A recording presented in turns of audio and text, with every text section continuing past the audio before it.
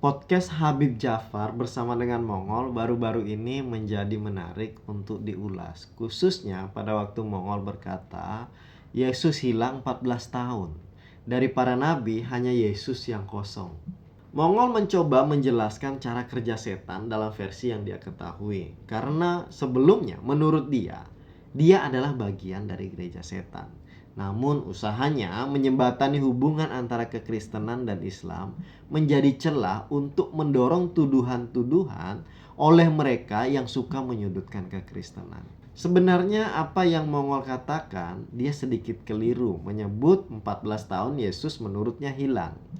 Karena kalau dihitung-hitung dari usia 13 tahun hingga 29 tahun, bukanlah 14 tahun, tapi ada 17 tahun.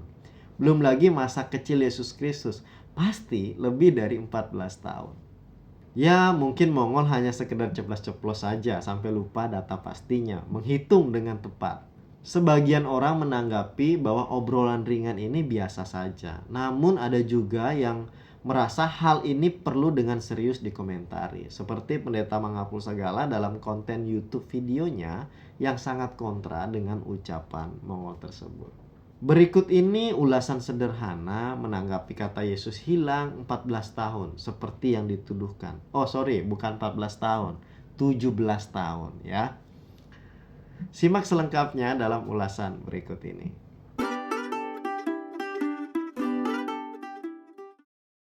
Usaha untuk menyajikan kehidupan Yesus Kristus baik dari masa kecil hingga masa-masa yang tidak disebutkan oleh Alkitab bukanlah baru dekade ini. Usaha tersebut sudah ada dan ditemukan pada ratusan tahun setelah gereja berdiri. Namun, nyatanya usaha tersebut malah menjerat dan menjadikan orang lain menuju kepada kesesatan.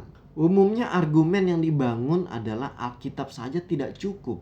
Padahal mereka sendiri tidak paham bahwa apa yang menjadi tujuan utama dari Alkitab.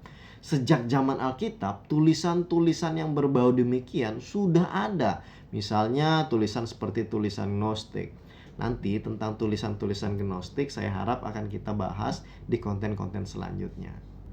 Kata Yesus hilang merupakan kata yang tidak tepat untuk digunakan dalam menjelaskan masa-masa usia 13 hingga 29 tahun Yesus Kristus.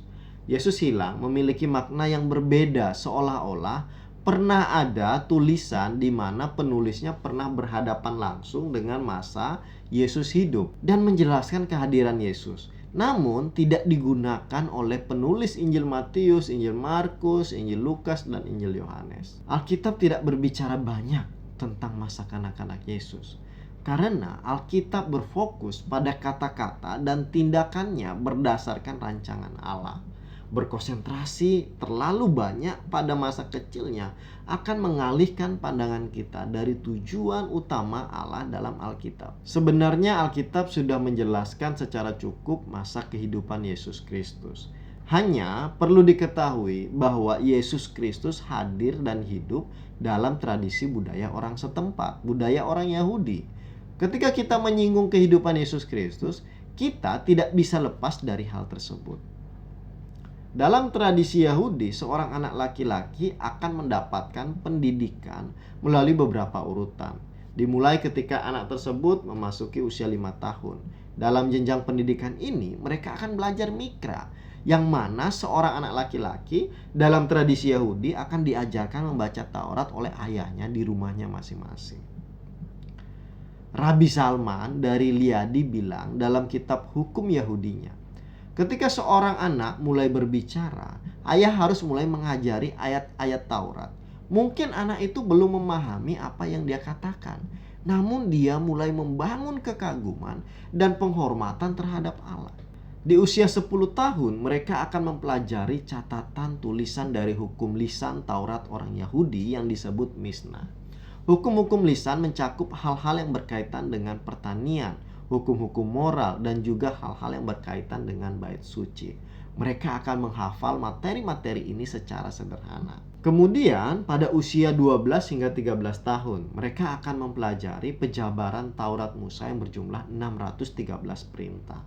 Di masa inilah Alkitab kemudian menunjukkan Yesus di usia 12 tahun berada di bait Allah. Dalam tradisi orang Yahudi, anak-anak di usia ini kedudukannya sangat penting. Seorang anak laki-laki harus melakukan upacara bar mitzvah, menjadi anak hukum. Usia 15 tahun, mereka mempelajari Talmud, hasil diskusi dari para rabi yang berkaitan dengan hukum Yahudi, etika, kebiasaan, dan sejarah bangsa mereka sendiri.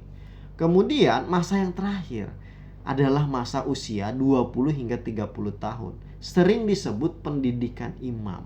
Masa ini disebut midras. Mereka mempelajari, meneliti, menafsirkan kitab suci mereka. Dan ketika mereka dapat menyelesaikan pendidikan tersebut, mereka layak disebut sebagai rabi. Baru di usia 30 tahun lah, mereka yang tergolong para rabi boleh mengajar di depan umum, khususnya di bait suci. Bagaimana dengan kehidupan Yesus? Dari kehidupan Yesus Kristus di dalam Alkitab dan jabatan yang dikenakan kepada dia, misalnya pengakuan ahli Taurat dan orang Farisi dalam Yohanes 8 ayat 3 sampai 4. Rabi, perempuan ini tertangkap basah sedang berbuat zina. Kemudian kehadiran Yesus Kristus yang mengajar di Bait Allah dalam Yohanes 8 ayat 2 menunjukkan bahwa dia mengikuti pendidikan imam ini. Dia mengajar di bait suci, dia dipanggil guru, bukan saja oleh murid-muridnya, namun oleh orang Farisi dan ahli Taurat juga.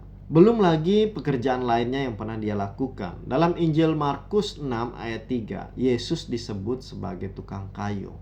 Orang sekitarnya tahu pekerjaan Yesus. Ini menjelaskan bahwa Yesus Kristus tidak hilang, ya. Sekali lagi, Yesus Kristus tidak hilang. Kata itu hanya asumsi oleh mereka yang tidak suka terhadap kekristenan dan tidak mau mencari tahu. Mari kita cermati kata-kata Yesus berikut ini. Janganlah kamu menyangka bahwa aku datang untuk meniadakan hukum Taurat atau kitab para nabi. Aku datang bukan untuk meniadakannya, melainkan untuk menggenapinya. Matius 5 ayat 17.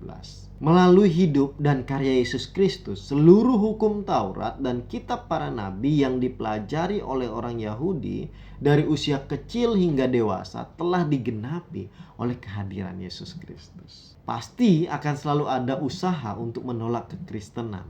Itu sudah terjadi sejak awal hadirnya gereja. Banyak penyesat yang ingin menjerumuskan kehidupan orang Kristen ke dalam jurang.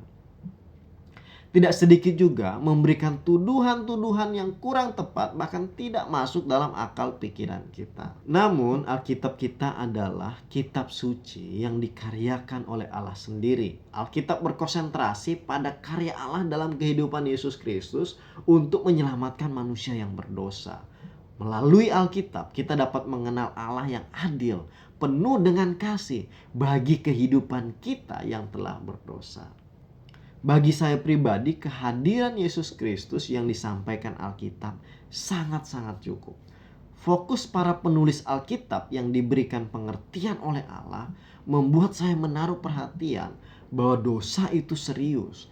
Kasih Allah itu juga nyata. Bayangkan kalau semua karya Kristus ditulis mulai dari dia kecil hingga dia dewasa. Rasul Yohanes mungkin bakal bilang, enak saja kamu bilang Yesus hilang. Masih banyak hal-hal lain lagi yang diperbuat oleh Yesus. Tetapi jikalau semuanya itu harus dituliskan satu persatu, maka agaknya dunia ini tidak dapat memuat semua kitab yang harus ditulis itu. Masih banyak kisah kehidupan Yesus yang pernah dilakukannya. Tapi sekarang semua yang tercantum dalam Alkitab demi saya dan kamu boleh percaya bahwa Yesuslah Mesias, Anak Allah. Dan supaya kita dalam iman kita memperoleh hidup dalam namanya. Oke teman-teman, itu saja ulasan kali ini. Like jika kalian suka dan bagikan kepada teman-teman yang lain. Komentar juga kalau ada ulasan lain yang ingin dibahas dalam kolom komentar. Sampai jumpa, Tuhan Yesus memberkati. Jika video ini bermanfaat dan memberkati kamu, silakan subscribe, like, dan bagikan. Serta jangan lupa untuk nyalakan notifikasinya.